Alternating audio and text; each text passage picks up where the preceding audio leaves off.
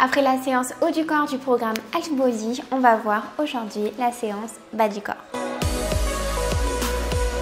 Salut, c'est Fanny, bienvenue dans cette nouvelle vidéo. Je vous ai partagé dans une précédente vidéo la séance haut du corps de ce programme Half Body avec des exercices comme le développé couché, le rowing à la T-bar.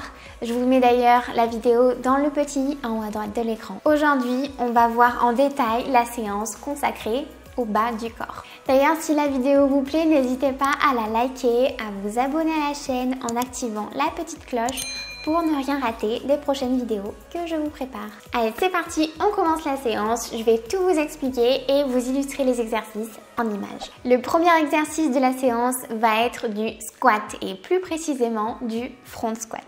Je vous ai déjà d'ailleurs partagé une vidéo d'une de mes séances sur cet exercice. Cette version de squat va convenir à la plupart des personnes parce qu'elle va nous permettre de descendre en fait beaucoup plus droit. Alors pour la prise, il y a deux options. On va soit utiliser la prise body avec les bras croisés devant soi, soit utiliser la prise haltéro. La prise haltéro va nous apporter beaucoup plus de stabilité, par contre elle va nécessiter un peu plus de souplesse. Moi personnellement c'est la prise que j'utilise et que je préfère largement. Le squat c'est un mouvement super, par contre c'est un mouvement qui est dangereux. Il va vraiment être important de maîtriser la technique avant d'augmenter les charges. D'ailleurs si ça vous intéresse d'en savoir un petit peu plus sur le squat et ses alternatives, j'ai consacré une vidéo à ce sujet que je vous mets dans le petit i en haut à droite de l'écran. Le second exercice de cette séance va être les fentes avec haltères. Alors il existe plusieurs façons de faire les fentes, il en existe de toutes sortes. On peut les faire en marchant, en alternant une jambe puis l'autre, en revenant à sa position initiale à chaque répétition. Il y en a vraiment pour tous les goûts, mais moi personnellement je préfère de loin la version statique, une jambe à la fois. Ce qui va être intéressant avec les fentes, c'est qu'on va pouvoir jouer sur la distance entre nos jambes pour plus ou moins cibler les muscles qu'on voudra cibler. Si on veut vraiment cibler nos quadriceps, on va prendre un pas assez serré. Et si par contre on veut cibler la chaîne postérieure, à ce moment-là, on va prendre un pas beaucoup plus large. À vous de trouver le compromis qui vous va le mieux et surtout où vous vous sentez à l'aise. Vous avez aussi l'option de faire un entre-deux, un peu comme je fais, en prenant un pas moyen.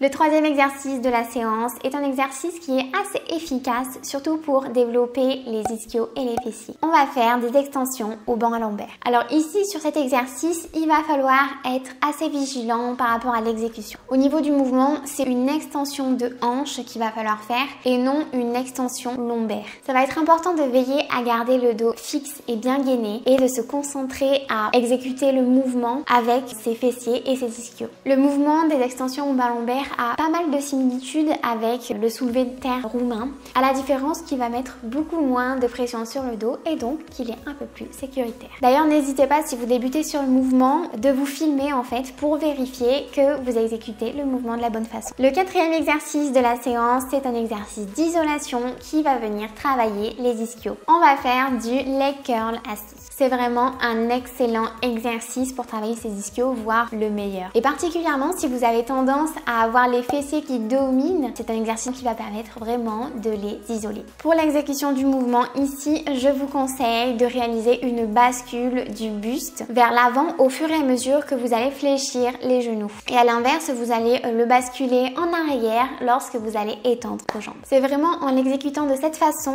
que vous allez pouvoir exploiter au mieux la relation tension-longueur des ischio-jambiers. En plus de ça, vous allez voir qu'en l'exécutant comme ça, vous allez vous sentir bien plus à l'aise, bien plus fort. Et surtout, ça va vous éviter de cambrer le dos au fur et à mesure que vous allez forcer. Ça va vraiment rendre l'exercice bien plus efficace. Donc, je ne peux que vous recommander de l'exécuter comme ça. Le cinquième exercice, c'est l'un de mes exercices favoris pour les fessiers. On va faire du hip thrust. C'est un exercice qui a été popularisé par Bret Contreras et qui a la particularité de faire qu'on va pouvoir charger lourd en étant en sécurité. Donc ici, au niveau de l'exécution, le plus important, c'est de réaliser une rétroversion du bassin en haut du mouvement, à la force de ses fessiers. Il va falloir trouver l'installation qui vous convient. C'est-à-dire qu'il va falloir trouver un support à la bonne hauteur et surtout quelque chose pour amortir un peu le poids de la barre au niveau de vos hanches. Ce serait vraiment dommage d'être limité sur cet exercice par une douleur provoquée par la barre. Donc n'hésitez pas par exemple à rajouter une mousse, un tapis en plus pour vraiment essayer de ne pas avoir mal et de pouvoir charger plus lourd. Et enfin le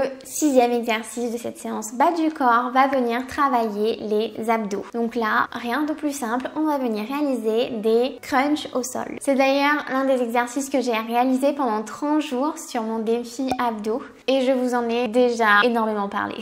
On peut exécuter le crunch sous différents formats, mais pour cette séance, je vous conseille de réaliser une seule série, mais attention, une série assez longue. Donc là, pour l'exécution, pensez à garder le ventre bien rentré pendant l'exécution du mouvement et essayez d'effectuer l'enroulement uniquement à la force de vos abdominaux. Alors, en termes de fréquence, je vous recommande de réaliser cette séance 2 fois par semaine et je vous affiche à l'écran une répartition idéale selon moi pour récupérer au mieux. Vous pouvez me rejoindre sur Instagram où je partage quotidiennement mes entraînements et mes conseils en musculation. Je vous dis à la prochaine pour une autre vidéo. Salut!